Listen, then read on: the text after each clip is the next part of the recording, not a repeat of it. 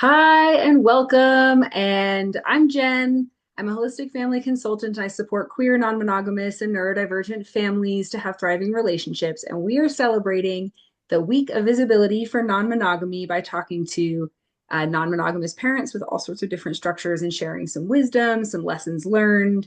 And I'm talking to Allie today. And Allie, do you want to introduce yourself and tell us who is in your family? Sure. My name is Allie Ryan, pronouns they, them.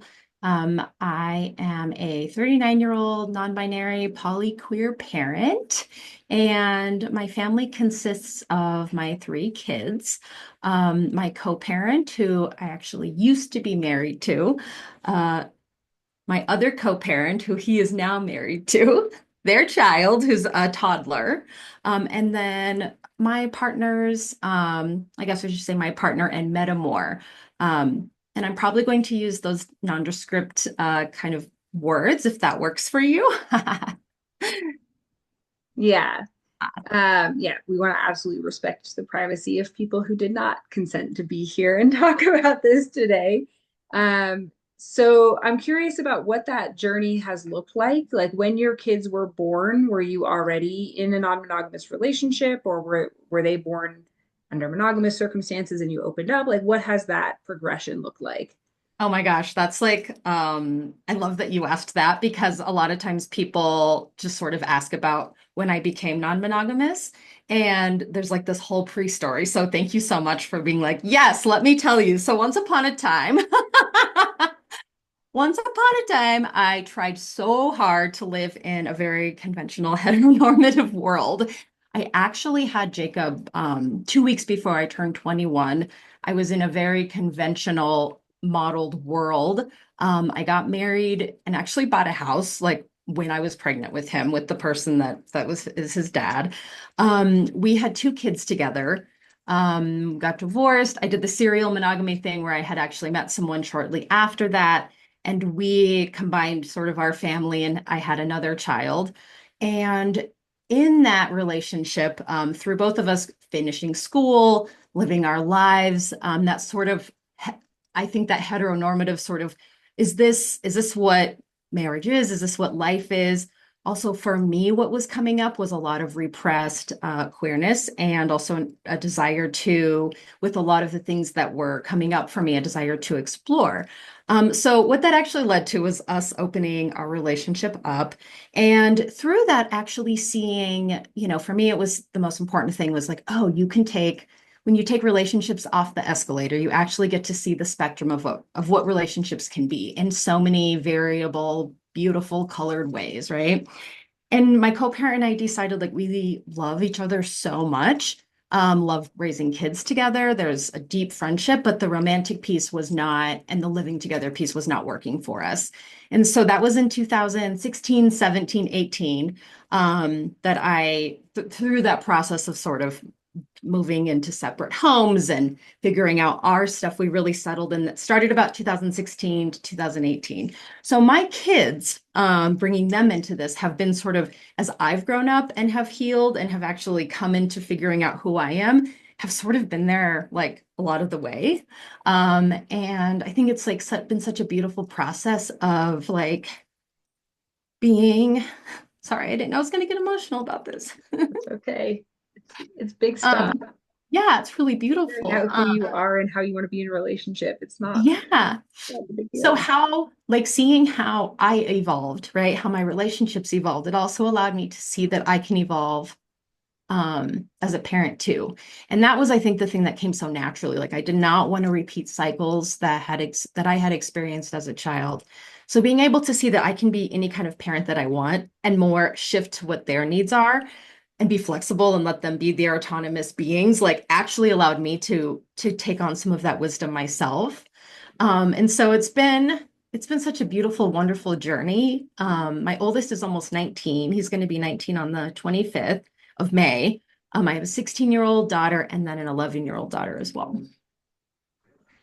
There's so much about that that mirrors my story. I'm not going to go too far into that because I may end up doing that for another one for this week celebration. But um, I can imagine and I can see from how emotional you get about that, there's really deep things, deep patterns that you've had to heal and big changes that you've had to make in order to get to where you are now, where it sounds like you have these really like thought out intentional dynamics with the other adults in your kids' lives and with your kids.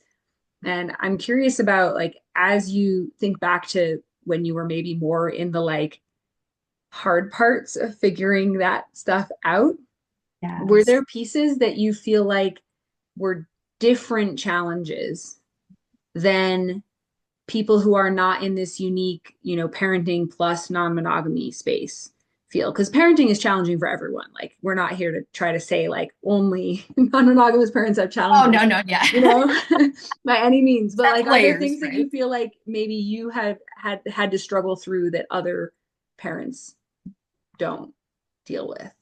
That's a great question. I feel like for me, seeing parenting as a relationship in a way, right? It is a type of relationship. I think that what I've seen is not only have the ways that, like, say, boundaries, say, actually discussing how we're going to show up for each other. Those things are often mirrored in parenting. And so I think in one way, me learning how to actually step into like emotional adulthood is what I call it, and be more emotionally mature and really show up and learn communication has mirrored, right, with my kids. I think some of the challenges have come into, there's nuances and layers within non-monogamy dynamics. I think that has been one of the challenge that I could speak to, just in terms of the nuances of relationship. I think another thing is the aspect that, I guess this is also can be applied in a number of ways. Being really thoughtful about who comes into my kids' lives. There can be and have been situations where that relationship, even though there was so much potential, right? It didn't last. It wasn't long term in the ways that maybe I was hoping or that my brain had created the fantasy of, which then led to some challenging conversations with my kids around why is that person, right? Why is that person no longer going to be around? And having age appropriate, real conversations. I also, as I'm saying this, I feel like that can happen in friendships, right? That can happen in other ways. But there's something about that non-monogamous layer, right? Of also adding in, but this other person will still be coming around, or right. So it's interesting to, yes, it's added there's been some challenges, and also it's like, I wonder if those can be applied in some ways. But I know we're talking more about non-monogamy, so I'm like, we can stick to that. Yeah, I think it's actually really helpful though to draw that like that this it because what you're talking about, the like what happens if we break up and my kids know this person. I think that's probably one of the like top three questions that I get from people who are relatively new to this and are deciding like who is going to meet their kids and under what circumstances. And to be clear, there's not a single right answer to that. Like what is right for you might not be what's right for me, and so on. And that depends on the kids and the adults. But I think it's important to draw that connection of like, yes, this is a thing that you should think about before introducing your kids to someone. And also, if you're monogamous, that does not mean that every adult your children ever meet is going to be a part of their lives forever. Yes, Because exactly. sometimes people move away, or we have friendship falling out situations, or our Or lives just move in pass different away, directions. right? Like there's Yeah. so many different things. And I know I'm also an elder and hospice care nurse. So I think sometimes I also bring that into it because it's another taboo that I think can be so easily like avoided. But yeah, I think, it is such an important distinction that, and I love that you brought that up. Like for me, because I had been divorced twice, by the time I was like 32. And it's something that I actually embrace now. For a long time, there was shame. It was like, we had to figure out, all of us, how to evolve those relationships. And so I also have that evidence that I'm capable of doing that. The kids have seen me do that in different situations. And I think that's a really valuable life skill. Like, for not only for me, it's been life changing and transformational, but also for the kids to see like relationships do evolve, they do change. Sometimes they end, there is loss. That is a part of life. Yeah, I mean, that's really, you're talking about resilience and who doesn't want their children to have resilience. Yes, and I think it is Yeah. such an important skill. Um, maybe not as much as some of us that, we're grew up in some chaotic homes that has created a lot of resilience, right? But I do think that teaching our kids resilience, I think it's a part of a life skill. And one thing that I've talked about as far as parenting is I want my kids to grow up with the skills to know how to be independent on their own, right? Not necessarily this hyper independence capitalistic view, and not like the interdependence or the codependence enmeshment that I was in, right? So a lot of it's been like, what does it look like to know that like the life skills that they can grow, but also that they don't have to be alone in this, which I think ties back to this conversation of that's so important of we truly do need a village. We truly are so lonely, I think, as a society. And so many of us are struggling in that way to have more people in our lives, even for kids as mentors. And, we don't have to call them, certain things, but truly it's like the more adults, the better. We need it so badly. Yeah, we really do. And this is one of those things where the nature of the adult relationship is not so important to the kids. I don't care. You can use whatever words, Yeah. friend, partner, and it's important to think about how you're going to talk to that about your kids, especially if your kids are going to see displays of affection between you, things like that. It's important to think about those things. Yeah. But what really matters for kids is who's going to take care of me, who's going to love me, who can I go to with my struggles. Where am I safe? Yeah. Yeah. And so I'm curious for someone who might be newer to this and who might be worried about like, what if I, introduce my kids to this person and then we break up and, the fear I hear is like, I'm going to traumatize my kids. Oh my gosh. And that's literally like, because of what I've been unwinding like my whole life, that's kind of my has been my thing of like, oh my God, I'm gonna mess them up. And it's like the fact that we're even aware that we might do that. This is what I want to tell the parent. Like the fact that you're even thinking about that is such a good step. The fact that you're so thoughtful and you're aware and you're sensitive to their needs already sets that conversation up to not be traumatizing because Yeah. trauma is actually a really, challenging incident or number of them, right? That then we have to deal with alone. That's what creates trauma. And so Yeah. that's almost like just so that folks are aware, like we all go through really hard things. What I might call trauma for me could be totally different than what you do for you or someone else. It's really that aftermath of what happened after the incidents. And so, yes, if a breakup happens, they're going to be sad. They're going to probably miss them. And I got to tell you, I mean, this is kind of a levity to the conversation. My my kids, for the most part, they miss the pets. I'm sorry, it's actually not funny. It's like they still think of like this one person's like Mancoon cat that like they loved. And they're just like, man, we still miss. I don't remember what his name was. And I'm like, yeah, me too. Like he was so fluffy and big and like 35 pounds. Right. And I find that just to be really interesting from like a kid's mind. Like the person is cool, but like the pet, it's so endearing to me. Yeah. But we don't actually know what our kids are going to be worried about or what's going to be hard for them. I think that's also part of it that I've been taking on for myself too, is like we can anticipate some situations and some, as parents, especially intuitively, I think we can intuit there will be some things and know what challenges might come, but also like be ready to just be surprised by yourself and by your kids like all the time. It's actually such a great way to go about it. Yeah. And I think the thing that I'm thinking of is also like your kids need to not be alone with it. That's, as you said, that's what makes the difference between something being traumatic and something being like a hard thing that ultimately leads to growth. And you also don't need to be alone with it. And Yeah, and that's, exactly. I think that's one of the things that makes it really hard as an adult is like you might be done with that relationship. You might either be sad yourself and feeling like that grief and that loss and missing that person yourself while also having your kids express that and need space for it, right? Or you might be like angry and like, no, it's a good thing that they're gone from our lives, and have both of those make it hard to have space for your kids having feelings about it.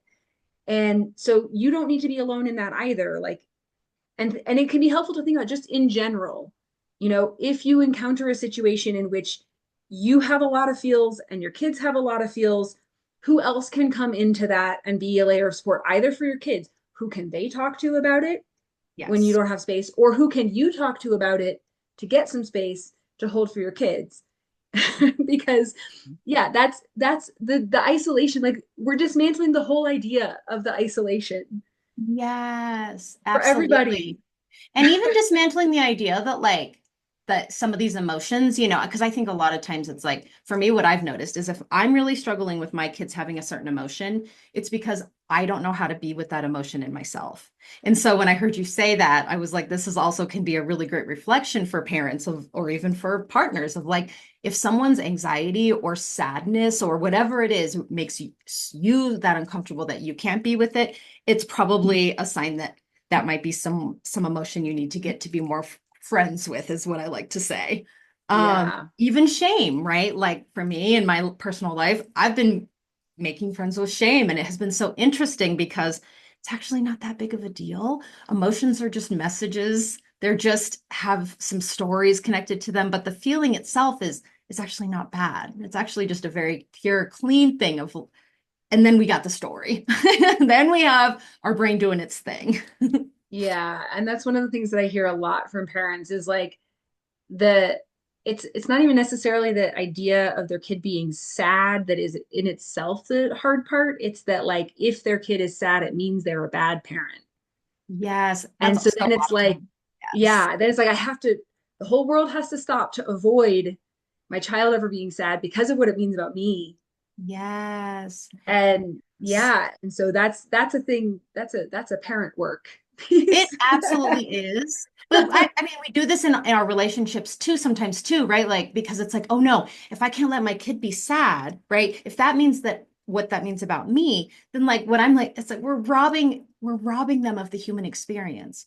Sadness is belongs in the many situations. If something sad happens, it's probably good to feel that and be with it. It doesn't mean anything about us as a parent.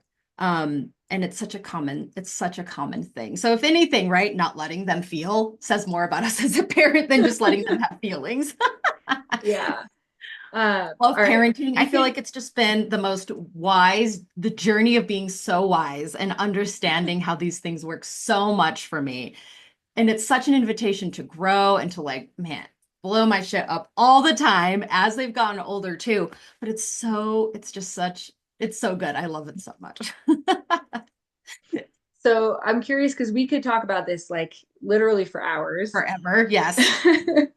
And maybe we will. Maybe we'll talk more about this because this is, like I said, big, frequently asked question. But for this celebration, I'm curious, what have you seen has benefits for your kids? Like, what benefits have your kids seen from you being non-monogamous? I love this question so much. So, the first one that comes to mind is communication and relational skills.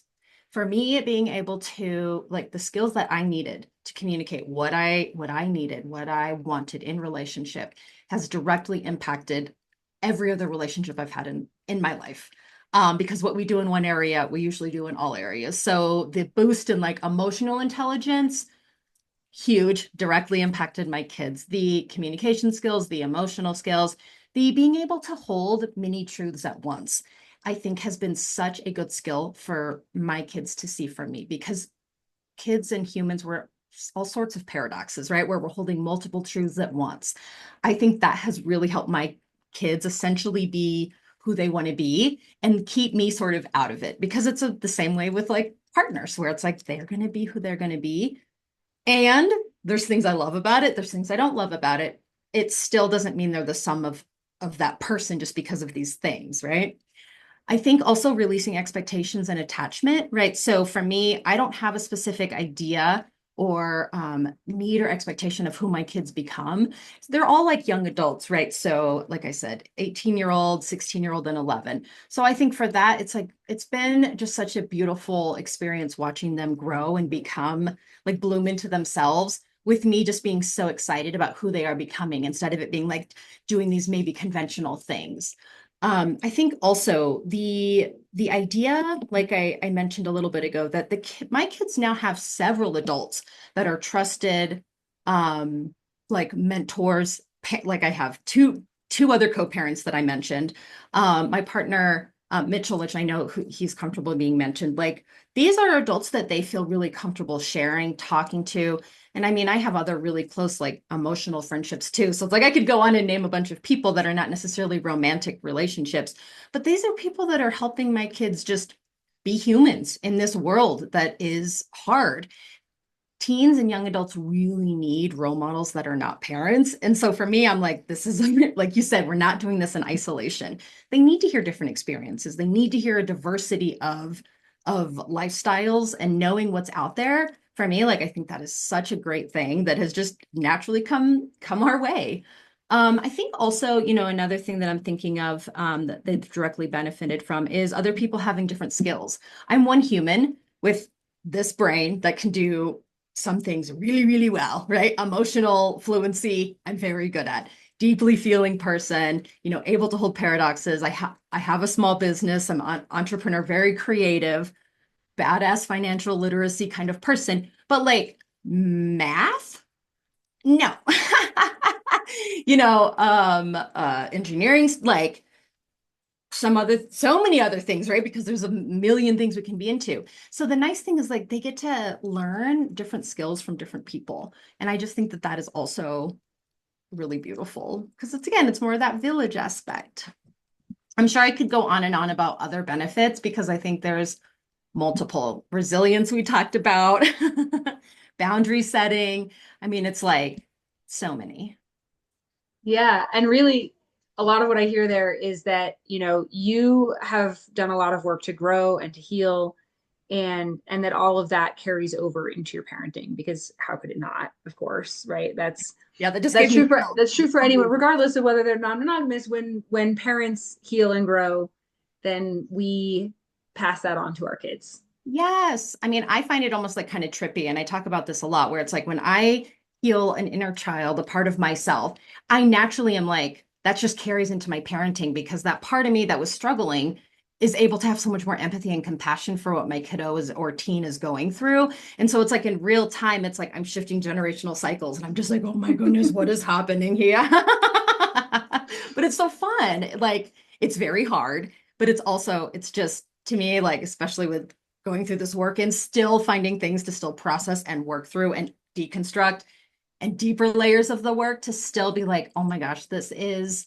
so cool to see how human relationships can evolve and how they do. I think it's just rad. I could talk about this all day because I'm just like, yay, relationships, mantling, Yeah, needing to look a certain way. That to me is like the beauty of it. Um, so yeah. All right, so we might have you back, but for to close us out for back to today, if you if you are a parent who's non-monogamous and is finding some of these things challenging right now, or if you are a parent who's considering opening up a relationship or trying out non-monogamy, or if you're a non-monogamous person who's considering having kids, um, I have a free group that meets twice a month online, that's open to people in any of those categories. And also, we very loosely define parent to be anybody who is involved in a child's life in a significant way. Yeah, so that is a space to come and, share the wisdom, ask the questions, have people with you on this journey. And Allie and I both also work as coaches with parents. And so we'll make sure that your info, Allie, is in the description as well. Awesome. So yeah, get in touch, reach out for help if you're needing it. If you have, wisdom you want to share, offer that too. And yeah, very excited to be celebrating this visibility and bringing more joy and visibility to the families who are Yes, doing thank things you so much differently. for the work Yeah. you're putting out in the world, Jen. It's so needed. It's so important. And I love meeting someone who has so many similarities. This is so good. Thanks for being here, Ali.